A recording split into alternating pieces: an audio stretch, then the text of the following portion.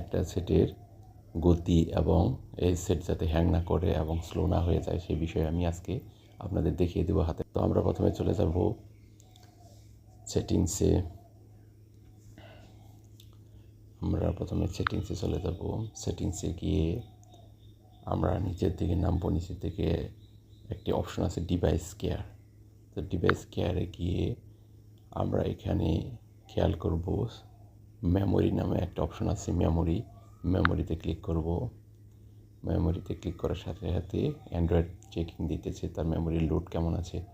তো সেখানে সে সিলেক্ট করে দিয়েছে কত এমবি, তারপরে ক্লিন করতে হবে। তো আমি এখানে লেখা আছে ক্লিন নাও প্লাস 670 এমবি। তো আমি এখন যদি ক্লিন নাওতে ক্লিক করি তাহলে ও অটো ক্লিন করে নেবে। ক্লিন করে নেওয়ার মাধ্যমে তার র্যাম বা রোমটা অনেকটা আনঅ্যাভেলেবল এবং একটু পরিষ্কার হয়ে যাবে।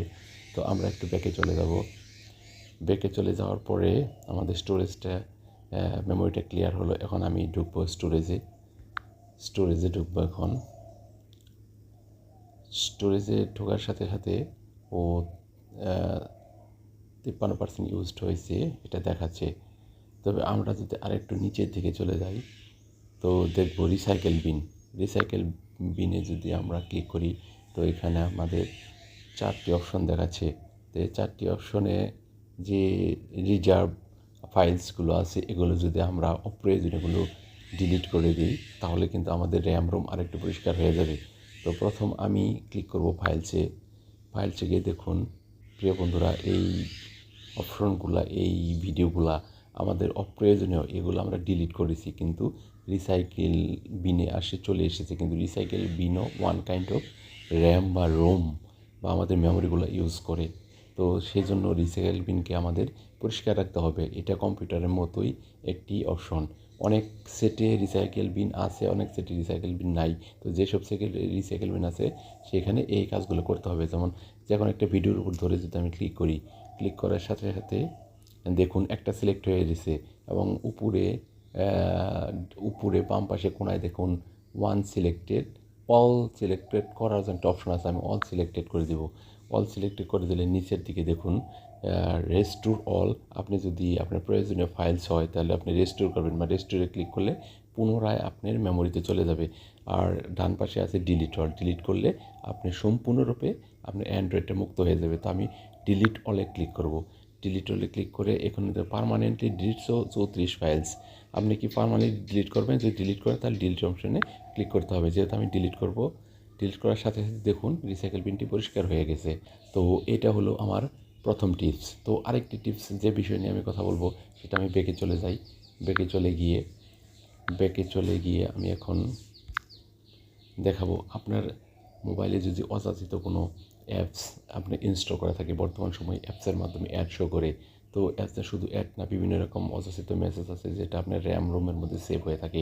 এজন্য আমার মোবাইলে যদি অযাচিত কোনো অ্যাপস থাকে সেগুলো ডিলিট করে দেবেন। আমি এগুলো ডিলিট করে ফেলেছি, কারণ অপ্রয়োজনীয় কোনো অ্যাপসে রাখা কখনোই সমীচীন না।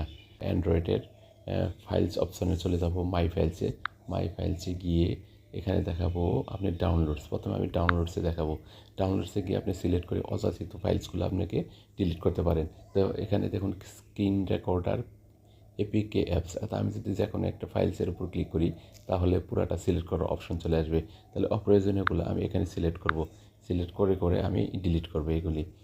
যে ফাইলসগুলো আমার প্রয়োজন নাই সেগুলো আমি এভাবেই সিলেক্ট করে ডিলিট করব। এখন যদি আপনি এই ফাইলগুলো প্রয়োজনীয় হয়, রেস্টোর করার প্রয়োজন হয়, সেখানে রেস্টোর বা মুভ করার অপশন রয়েছে।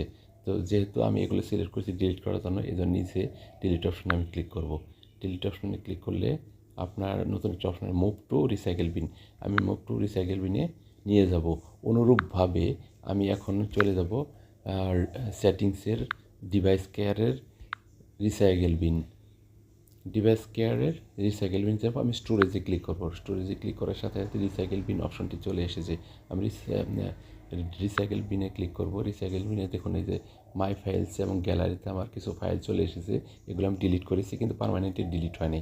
এখন পার্মানেন্টলি ডিলিট করার জন্য আমি মাই ফাইলসে ক্লিক করব।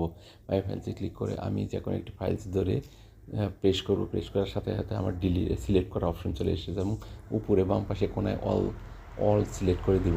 অল সিলেক্ট করার সাথে সাথে সবগুলো অল সিলেক্ট হয়ে যাবে। এগুলো যদি প্রয়োজনীয় মনে করেন তাহলে অল সিলেক্ট ডিসিলেক্ট করে আপনি রেস্টোর করতে পারেন। তো আমার রেস্টোর প্রয়োজন নাই, যেহেতু আমি ডিলিট করব, আমি ডিলিট অলে ক্লিক করে পার্মানেন্টলি ডিলিট 6 ফাইলস আমি ডিলিটে ক্লিক করে দেবো। দেখুন পুরোটাই ডিলিট হয়ে গেছে।